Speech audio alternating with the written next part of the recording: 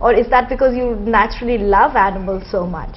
I think it's because I really like animals. And how do they get along together? Means it's kind of ironic, you have cats and dogs together, and then you have cats and fish and birds. All of them kind of, they don't gel, you know, it's like one chasing the other. Is that what you have the scene at home? Oh, yeah, you can, if you come home, then you can probably see my dogs occasionally chasing one of the two cats that I have. You enjoy hang gliding? Yes, it's my new hobby. I've just taken it up about a couple of months back. It's great.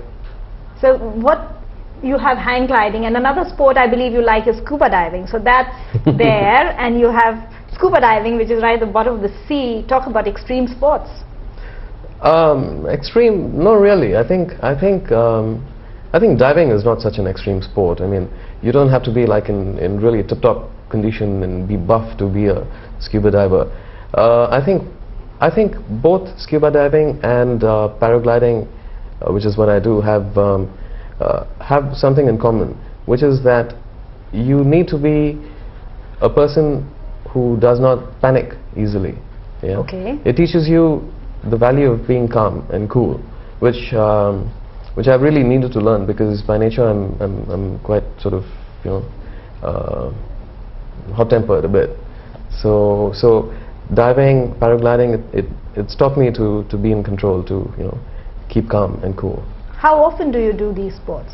Well, paragliding, since I've just started, I've had about 7 solo jumps off Punchak, off a cliff off Punchak, 250-meter height, which was great.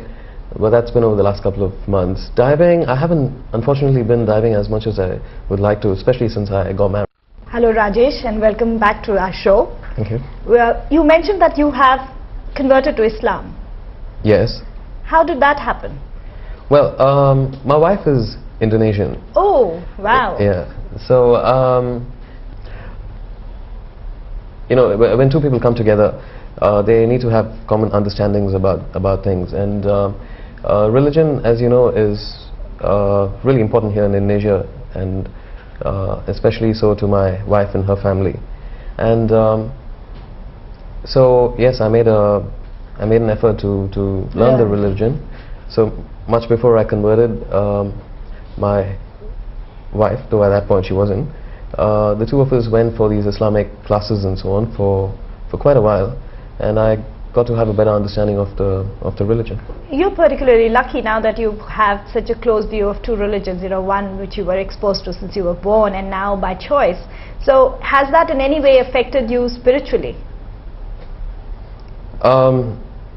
Not really. To be honest, I think that all religions ultimately, you know, end up at the same point. You know, the point of any religion, to me, is to be able to give human beings a certain moral code to live by. Yeah, basically to be better individuals, and the ultimate reward for that is to be, you know, one with God, and that's what all religions preach, I think. How would your closest friends describe you? I think you'd have to ask my closest friends. No, because when we asked your wife, she mentioned that you were passionate, short-tempered, caring, things like that. Now, where passionate is concerned, we see that as a thread running through your entire work and your sports, and where you have your little daughter who twists you around her little finger. Absolutely. So, is that the common thread? Do you think that's the common thread? You get so deeply involved in everything that you do, and you get so passionately involved that it shows through. Is that the reason for your success? I don't know, but Poonam, I think, you know, you have one life, right? So anything you do, you need to get into it with as much passion as you can possibly. So I mean, it's not about being the best, or it's not about you know, trying to reach a certain goal or whatever. It's about just doing it as best as you can, because you really believe in it. If you don't believe in it, what's the point, right? Yeah, that's an interesting observation. So that's it. What would you, are there any mentors or people that you think of, or who have inspired you or motivated you in life?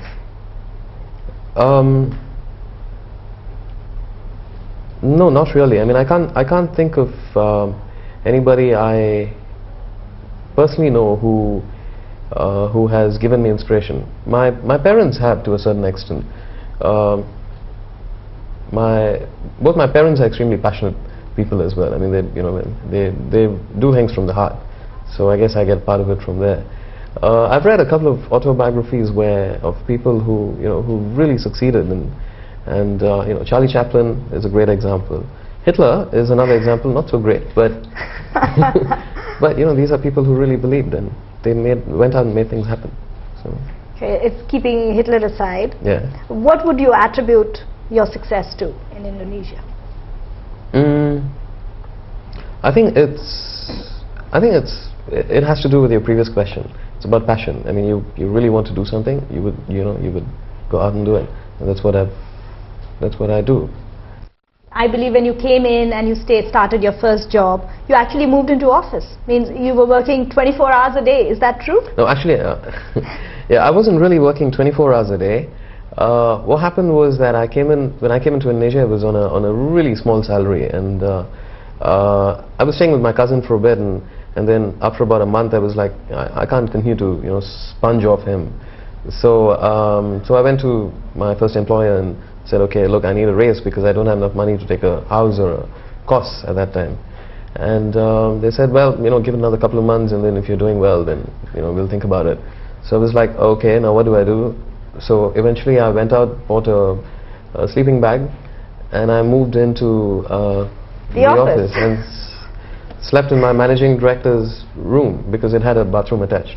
And how long did you stay there? I was there for about 2 weeks, and I think then ultimately I probably became a real pain in the ass, or they took pity on me, I'm not too sure. But either way, I got a bit of a raise and I was able to move on. And you found a place to stay in. Yeah. Where do you stay now? Now I live in Kemang. So you live in a huge house with your dogs and cats and the whole lot, the Noah's Ark, so to speak?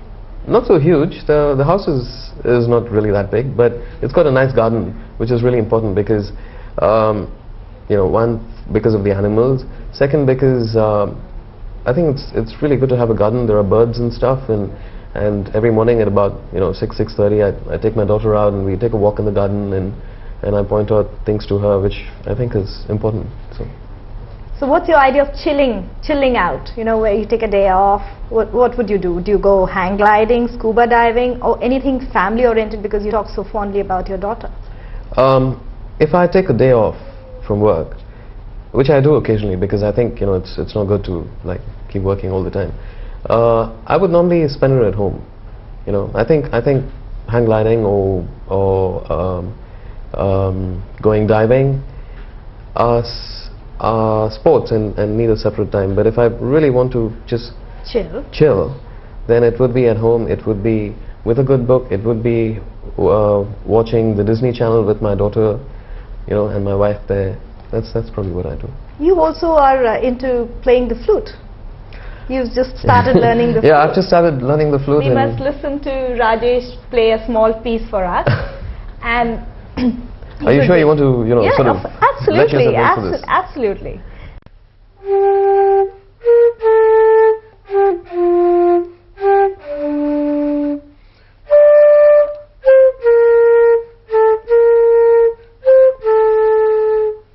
And we are so happy to have you here with us today as the creative director for DDB Adverse. It's been a pleasure being here. And it has been very interesting talking to you and learning about how you have come here. Thank you so much. Thank you so much. Thanks for having me on.